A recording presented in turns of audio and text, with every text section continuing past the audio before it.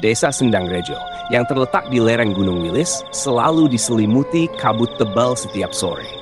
Penduduk percaya kabut itu bukan sekadar hawa gunung, tapi tirai halus yang memisahkan dunia manusia dan roh-roh yang belum tenang. Di sana, hidup sepasang suami istri muda bernama Sukmo dan Sarina. Mereka menanti kelahiran anak kedua di tengah hidup yang makin sulit. Sukmo bekerja sebagai penagih utang untuk seorang juragan kaya di pasar bawah. Setiap hari ia mengetuk pintu rumah orang yang putus asa. Kadang pulang dengan darah di bibir karena dipukul, tapi tetap berusaha tersenyum di depan istrinya. Yang penting anak-anak kita tetap bisa makan, katanya pelan sambil menatap wajah Sarina yang pucat diterpa cahaya lampu minyak. Namun akhir-akhir ini, Sarina sering mengeluh perutnya nyeri. Kandungannya sudah tua, tapi dukun beranak di desa bilang ia harus hati-hati karena sering bermimpi aneh. Bayi menangis di sumur, darah menetes dari atap, dan suara perempuan yang memanggil namanya di tengah malam. Suatu malam, Sukmo pulang lebih larut dari biasanya. Di jalan setapak menuju rumah, di bawah sinar redup lampu Petromax, ia melihat seseorang berdiri di tengah jalan. Seorang perempuan berambut panjang dengan perut berdarah, mengenakan daster putih kotor. Wajahnya tak terlihat, tapi darahnya menetes ke tanah, menimbulkan bunyi tik, tik, tik, yang terdengar jelas di tengah kabut. Sukmo berhenti. "Bu, sampean kenapa?" tanyanya gemetar. Perempuan itu menunduk. Saat Sukmo melangkah mendekat, sosok itu lenyap begitu saja, meninggalkan bau amis di udara. Ia berlari pulang, tapi tak berani cerita apapun pada Sarina. Malamnya, Sarina terbangun mendengar suara tangis bayi dari luar rumah. Suara itu lirih tapi nyata, seperti datang dari arah sumur di belakang dapur. "Mas, kau dengar?" bisiknya ketakutan. Sukmo hanya menggenggam tangannya erat, pura-pura tak mendengar. Tapi jantungnya berdetak keras. Tangisan itu makin lama makin dekat, lalu berhenti begitu saja. Keesokan harinya, Sarina pingsan saat menimba air. Sukmo panik, membawanya ke rumah bidan desa. Namun bidan menolak halus, wajahnya tampak cemas. "Aku tidak bisa menanganinya, Mas Sukmo. Kandungan istrimu berat. Kalau mau selamat, bawa dia ke klinik bawah di Karangjati." Sukmo bingung. "Klinik Karangjati? Bukankah itu sudah tutup?" Bidan itu menunduk, suaranya hampir berbisik. "Kadang buka, tapi hanya untuk mereka yang benar-benar terpaksa." Sore menjelang malam, kabut turun cepat, menutup jalan setapak. Sukmo menyalakan motor tuanya, membawa Sarinah yang menggigil di jok belakang. Angin gunung berdesir dingin seperti bisikan halus. Saat melewati jembatan tua, mesin motor tiba-tiba mati. Hening. Lalu terdengar suara perempuan dari arah kabut, pelan tapi jelas seperti berbisik di telinga Sukmo. "Yang kau bawa, bukan hanya darahmu sendiri." Sukmo menoleh cepat, tapi tak ada siapa-siapa. Ia menyalakan motor dengan tangan gemetar, dan di antara kabut itu, samar terlihat papan kayu berlumut bertuliskan, "Klinik Bersalin Ratna Karangjati, buka setiap malam." Dan di bawah tulisan itu, menetes sesuatu berwarna merah gelap. Kabut semakin pekat ketika Sukmo menghentikan motornya di depan bangunan tua yang hampir tertutup lumut. Di bawah papan kayu bertuliskan, "Klinik Bersalin Ratna Karangjati, buka setiap malam." Tampak pintu kayu setengah terbuka, bergoyang pelan tertiup angin. Dari dalam samar-samar terdengar bunyi logam beradu dan suara perempuan melantunkan doa lirih. Sukmo menelan ludah. "Assalamualaikum," suaranya serak. Tak ada jawaban, hanya angin yang berhembus membawa bau obat-obatan dan besi karatan. Ia membantu Sarinah turun dari motor. Tubuh istrinya dingin dan lemah, napasnya pendek-pendek. "Mas, jangan tinggalkan aku," bisiknya. "Tenang, aku di sini," jawab Sukmo, meski hatinya penuh rasa takut. Begitu mereka masuk, lampu gantung tua di langit-langit menyala sendiri, berkedip-kedip seolah sadar akan kedatangan mereka. Dinding penuh bercak gelap, mungkin jamur, mungkin darah lama. Di ruang tunggu, tergantung potret perempuan berkerudung putih tersenyum kaku, dengan tulisan di bawahnya, "Dr. Ratna, pendiri klinik Karangjati." Tak lama, seorang perempuan tua muncul dari balik tirai. Wajahnya pucat, tapi sorot matanya tajam. "Kau datang di waktu yang tepat," katanya dengan suara berat. "Istrimu sudah hampir waktunya. Masuklah ke ruang bersalin." Sukmo mengangguk tanpa sempat bertanya. Perempuan tua itu menuntun mereka melewati lorong sempit.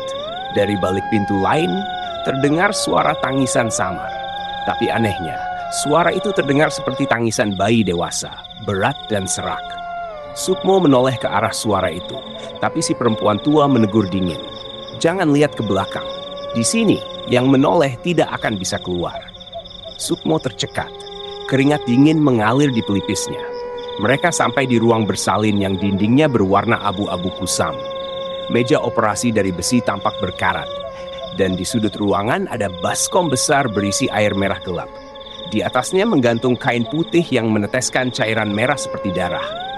Sarinah berbaring di meja itu menggenggam tangan suaminya erat. "Mas, aku takut." Sukmo hendak menjawab, tapi sebelum sempat bicara, perempuan tua itu memanggil seseorang dari balik tirai. Dari sana muncul dua perawat muda, wajah mereka pucat dan datar seperti tanpa jiwa. Gerakannya kaku. Mereka membawa alat-alat logam yang berkilat dingin. Salah satu dari mereka menatap Sukmo dengan mata kosong dan berkata, "Suamimu tidak boleh di sini. Pergi keluar, tunggu sampai suara bayi terdengar." Sukmo menatap Sarinah, matanya memohon agar tak ditinggalkan. Tapi perempuan tua itu menepuk bahu Sukmo pelan, namun dengan tekanan yang terasa dingin sampai ke tulang. "Tenang saja, Mas Sukmo. Kami akan tolong istrimu. Semua akan baik-baik saja, asal dia kuat." Dengan langkah berat, Sukmo keluar dari ruangan. Tirai menutup dan dunia seolah berhenti. Dari balik kain itu, ia mendengar suara berbisik-bisik, lalu tangisan Sarinah yang berubah menjadi jeritan. Suara logam beradu dan sesuatu jatuh ke lantai dengan bunyi plak, hening beberapa detik. Lalu terdengar suara bayi menangis. Tapi tangisan itu berbeda. Serak, panjang, seperti tertawa di ujungnya. Sukmo berdiri kaku, dan di dinding lorong, bayangan panjang seorang perempuan menatapnya. Tangisan bayi itu bergema lama di dalam lorong sempit. Sukmo berdiri kaku, punggungnya dingin seperti batu. Tangisan itu tak terdengar wajar. Ada nada rendah yang menyerupai tawa di antara isaknya, seperti seseorang yang meniru suara bayi dengan cara yang salah. Tirai ruang bersalin masih tertutup. Sukmo melangkah perlahan ke arah pintu, tapi sebelum ia sempat mengetuk, perempuan tua yang tadi muncul kembali. Wajahnya kini lebih pucat, dan ada bercak merah di ujung jari-jarinya. "Sudah lahir?" tanya Sukmo cepat. Perempuan itu tersenyum samar. "Sudah, tapi istrimu perlu istirahat. Kau boleh lihat nanti." "Anakku, mana bayiku?" "Sedang dibersihkan." Suaranya tenang, tapi dingin. Sukmo mencoba melihat ke balik tirai, namun perempuan tua itu menahan dadanya. Sentuhannya seperti es. "Jangan memaksa, tidak baik untuk ayah melihat darah pertama." Sukmo mundur perlahan. Ia duduk di bangku kayu ruang tunggu. Udara di dalam ruangan itu terasa berat dan lembab, seolah dipenuhi napas orang yang tak terlihat. Di sebelah kirinya ada seorang perempuan muda duduk menunduk. Ia memeluk gumpalan kain putih di pangkuannya. Bayi, tapi dari sela-sela kain itu menetes cairan hitam pekat ke lantai. Sukmo menatap heran. "Bu, anaknya kenapa?"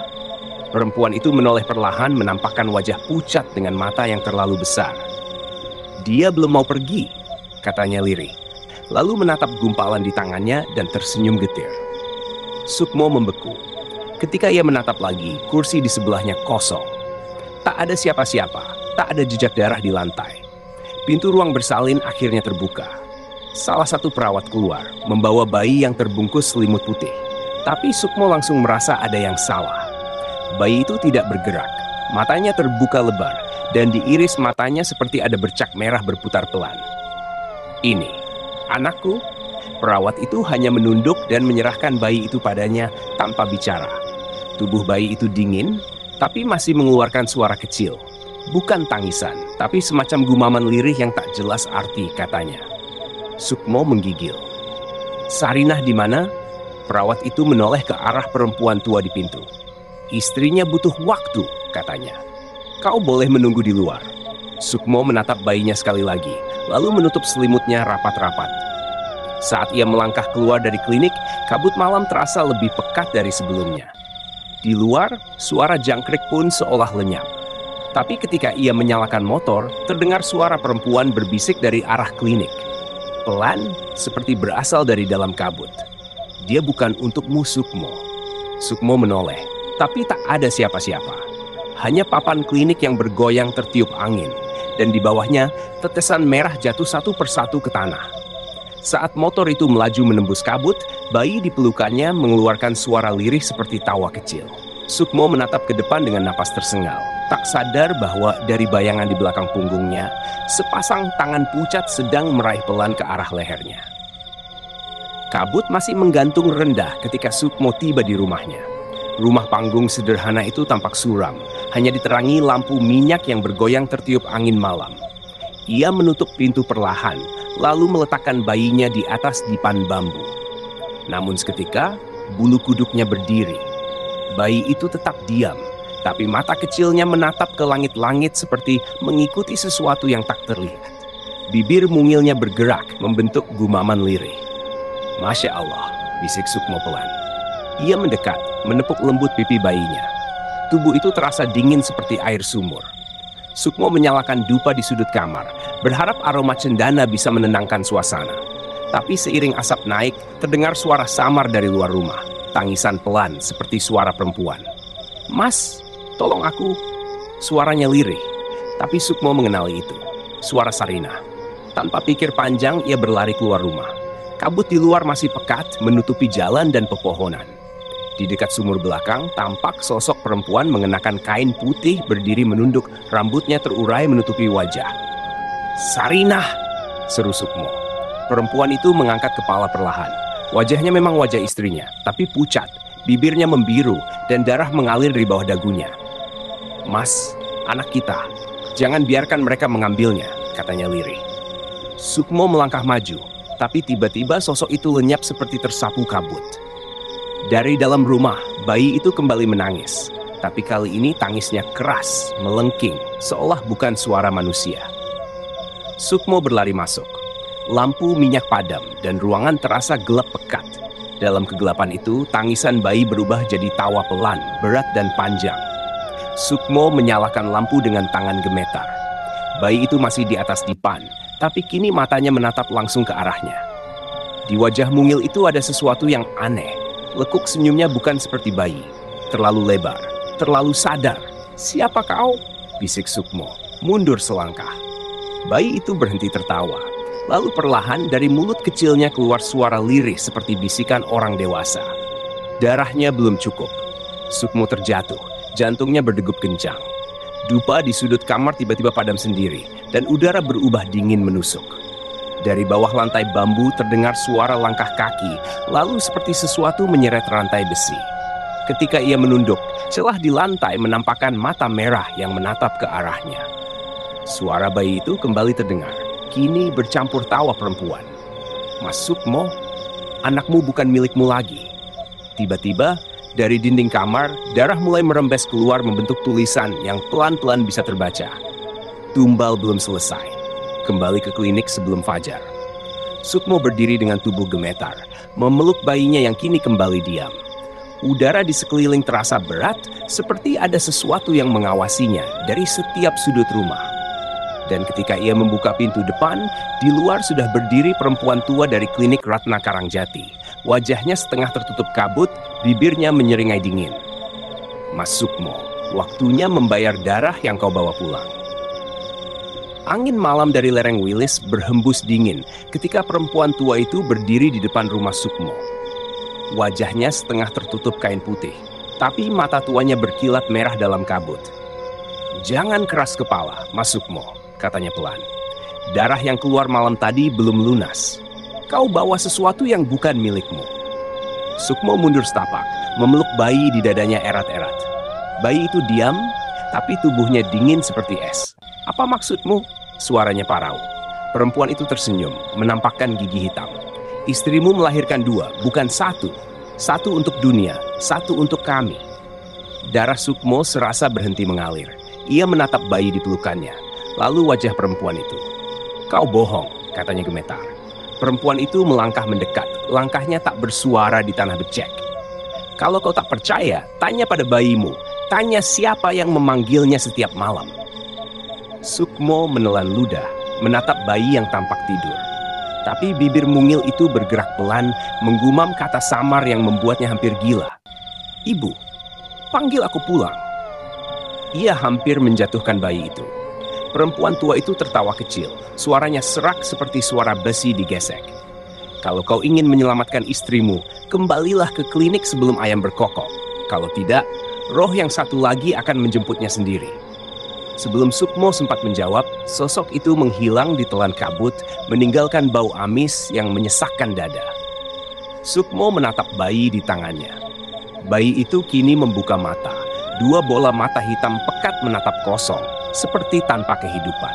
Tanpa pikir panjang, ia menyalakan motor, membungkus bayinya dengan kain, dan melaju menuju Karangjati. Jalan setapak menuju klinik kini lebih sunyi dari sebelumnya. Pohon-pohon di sisi jalan seperti membungkuk, rantingnya meneteskan embun yang terasa seperti darah dingin. Udara di sekeliling menekan, seakan setiap napas harus ditebus dengan rasa takut. Ketika bangunan klinik mulai tampak, Sukmo berhenti. Lampu-lampu di dalamnya menyala redup, seolah tempat itu sudah menunggu kedatangannya. Tapi di halaman ada sesuatu yang baru. Deretan gundukan tanah kecil berjajar rapi, masing-masing ditandai dengan papan bertuliskan nama-nama perempuan. Di ujungnya, papan baru masih basah catnya. Sarina. Sukmo berlutut, tangannya gemetar. Tidak mungkin. Dari balik kabut, terdengar langkah kaki pelan mendekat. Perempuan tua itu muncul kembali. Kali ini membawa baskom berisi cairan merah pekat. "Semua yang lahir di sini harus seimbang," katanya. "Satu hidup, satu tumbal. Kau bawa satu tanpa mengembalikannya. Sekarang, bayar dengan darahmu sendiri." Sukmo berdiri, menggenggam bayi itu erat. Tapi bayi itu tiba-tiba menangis keras. Tangannya bergerak liar, mencakar leher Sukmo hingga berdarah. Diam, nak!" serunya panik. Namun tangisan itu berubah menjadi tawa. Suara perempuan muda yang sangat mirip dengan Sarina. "Mas, aku di sini." Sukmo menoleh cepat, dan di jendela klinik ia melihat wajah Sarina. Pucat, tapi tersenyum. Dari dadanya menetes darah segar. Perempuan tua itu mendekat. "Lihat, ia sudah memanggilmu. Masuklah, selesaikan apa yang belum selesai." Sukmo berdiri di depan pintu klinik. Napasnya tersengal. Pintu itu terbuka perlahan, mengeluarkan cahaya merah temaram. Dari dalam terdengar suara tangisan banyak bayi, disusul bisikan yang datang dari segala arah. Pintu klinik Ratna Karangjati berderit perlahan saat Sukmo melangkah masuk. Bau amis bercampur obat-obatan langsung menyergap hidungnya. Di dalam, lampu-lampu redup berwarna merah seakan memandikan ruangan dengan darah. Bayangan tubuh-tubuh samar bergerak di sudut-sudut ruangan. Namun setiap kali Sukmo menoleh, tak ada siapapun di sana. Bayi di pelukannya mulai menangis lagi. Keras dan panjang, tapi tangisan itu aneh. Terdengar seperti seruan seseorang yang menahan tawa.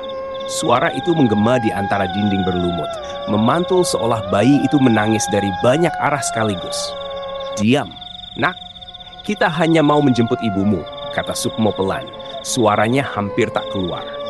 Lorong panjang di depan terbentang gelap, hanya diterangi lampu minyak yang berkelap-kelip. Dindingnya penuh coretan tak jelas, tapi di antaranya ia bisa membaca tulisan samar. "Darah untuk hidup, hidup untuk bayar." Setiap langkah Sukmo terasa berat, seolah lantainya menyerap tenaganya. Dari balik tirai, ia mendengar bisikan perempuan. Banyak suara sekaligus berdesis seperti ular.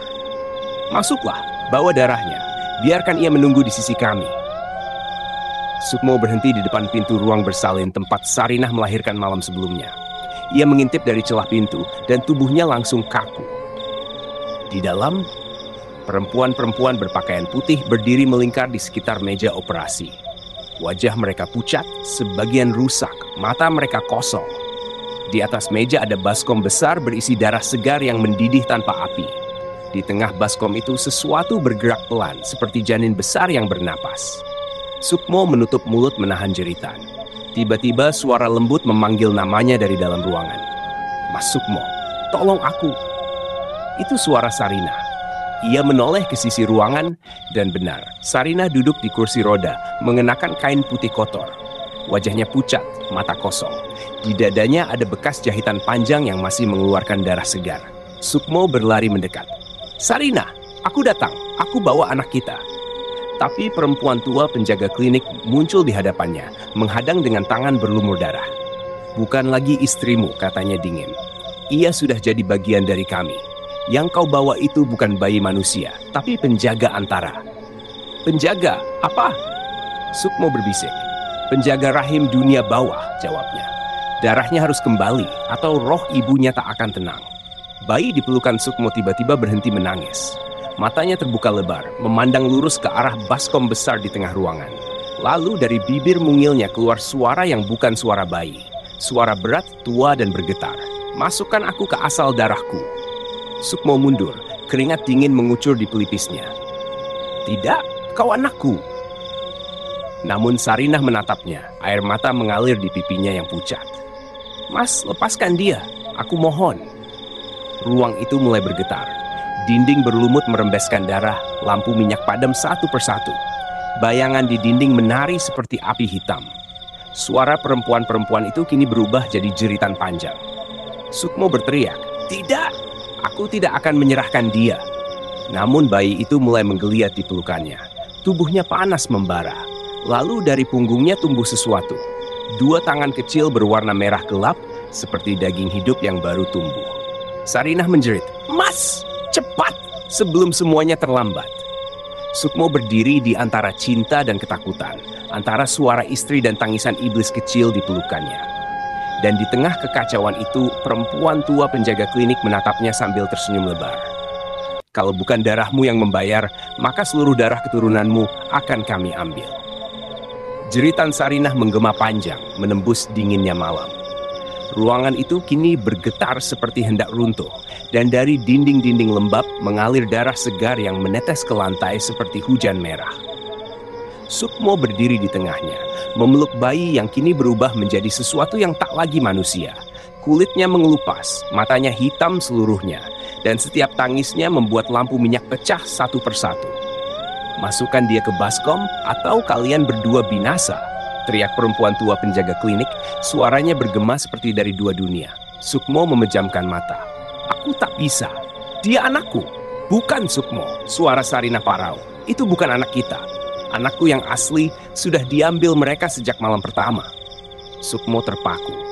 Ia menatap bayi di pelukannya. Sosok itu kini tersenyum.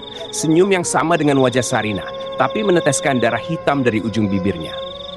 "Mas, aku lapar." Darah Sukmo serasa berhenti mengalir. Ia mundur pelan, tapi lantai di bawahnya terasa lengket dan hangat. Ketika menunduk, ia melihat kedua kakinya sudah terendam darah hingga pergelangan.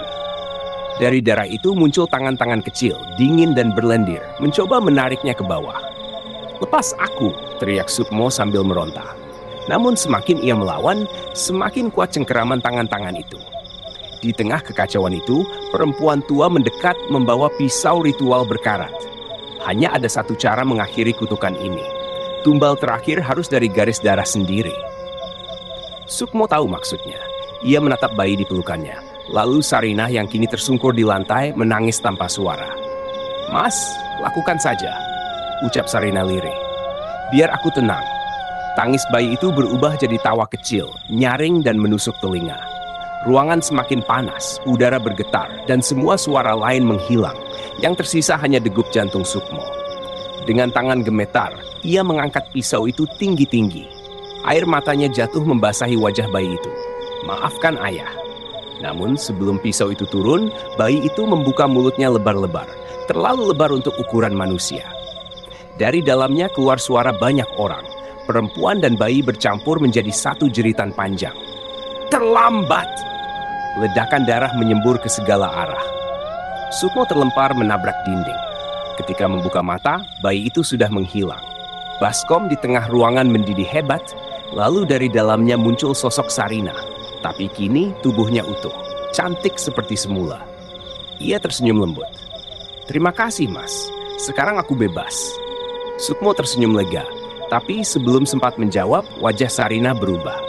Kulitnya retak, matanya hitam pekat, dan dari dadanya keluar tangan bayi merah yang sama, mencengkeram lehernya kuat-kuat. "Kalau darah sudah dipanggil," bisiknya, "maka darah harus tinggal." Jeritan Sukmo menggema sampai keluar dari klinik yang mulai runtuh. Api merah membakar dindingnya, dan dari jauh terdengar tangisan bayi bersautan dengan tawa perempuan tua. Ketika fajar datang, penduduk Karangjati menemukan reruntuhan bangunan yang hangus. Tak ada jenazah, hanya baskom besi berisi darah beku, dan di dinding masih terbaca tulisan, "Darah untuk hidup, hidup untuk bayar." Namun malamnya, warga mendengar suara motor tua melintas di jalan menurun dari Gunung Wilis. Di jok belakangnya, terlihat seorang lelaki membawa bungkusan putih kecil yang terus menangis pelan. Dan di kejauhan, dari arah klinik yang telah tertanah, tampak cahaya merah menyala kembali.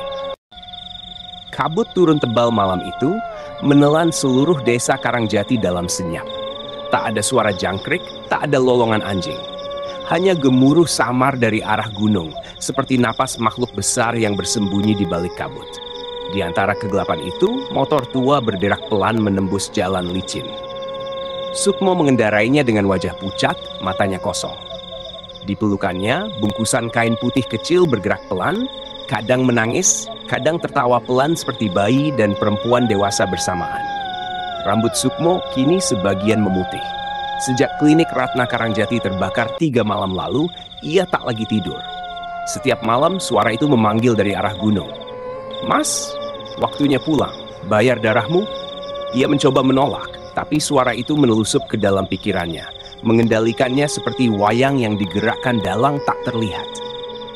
Hingga malam ini, tanpa sadar ia kembali menyusuri jalan yang sama, menuju reruntuhan klinik itu. Saat tiba di sana, tanah di sekitarnya sudah berubah. Tak ada bekas api, hanya bangunan utuh yang berdiri kembali seperti tak pernah terbakar. Lampu-lampu merah menyala lembut, dan di depan pintu berdiri perempuan tua itu dengan senyum yang sama. "Bagus, Sukmo, kau menepati janji." Sukmo turun dari motor, menyerahkan bungkusan kain putih itu dengan tangan gemetar. "Sudah, lepaskan aku. Lepaskan Sarina." Perempuan tua itu menerima bungkusan itu, mengelus pelan seolah menimang bayi sungguhan. Tapi ketika kainnya terbuka, Sukmo melihat sesuatu yang membuat lututnya lemas. Di dalamnya bukan bayi, melainkan jantung manusia masih berdetak lemah. "Ini bukan. Ini adalah darah terakhir," potong perempuan itu. "Jantung istrimu. Ia sudah menyerahkan tubuhnya, tapi hatinya menunggumu. Kau ingin bebas, kan? Maka biarkan jantung ini berhenti bersamamu." Perempuan tua itu mengulurkan pisau berkarat, sama seperti malam sebelumnya. "Tusukkan ke dadamu. Satu tusukan dan kutukan ini selesai. Atau kau biarkan darahmu hidup selamanya di tempat ini." Sukmo menatap pisau itu lama. Napasnya berat. Dalam pikirannya, suara Sarinah kembali terdengar lembut. "Mas, lepaskan aku. Aku lelah." Air mata jatuh di pipinya. Ia menggenggam pisau itu, menatap jantung di tangan perempuan tua itu yang kini berdetak makin cepat. Setiap detaknya terasa seperti memanggil namanya. 1, 2, 3. Lalu Sukmo mengangkat pisau tinggi-tinggi dan menancapkannya ke dadanya sendiri. Suara jeritan mengguncang langit. Angin dari arah gunung berputar kencang, menyapu kabut dan membawa aroma darah. Dari tubuh Sukmo keluar cahaya merah yang menyilaukan. Tubuhnya perlahan retak, pecah menjadi debu hitam, lalu lenyap tanpa sisa. Perempuan tua itu tersenyum puas. Ia menatap jantung di tangannya yang kini berhenti berdetak.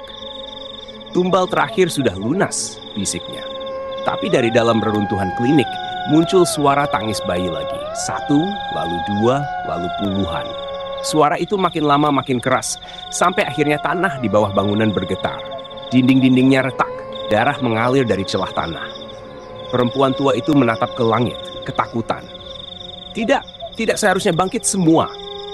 Dari arah gunung, muncul bayangan besar berbentuk perempuan berambut panjang. Tubuhnya separuh gosong, separuh utuh. Di tangannya, ia menggendong puluhan bayi merah yang menangis bersamaan. Wajahnya adalah Sarina. Dengan suara bergema, ia berkata, "Kalau darah dibayar dengan darah, maka semua darah akan menuntut haknya." Jeritan mengguncang seluruh lembah. Api merah menyala lagi di langit Karangjati. Sejak malam itu, tak ada lagi yang berani mendaki ke arah lereng Wilis. Karena setiap kali fajar belum terbit, dari arah sana terdengar suara motor tua melintas pelan dan tangisan bayi yang mengikuti dari kejauhan.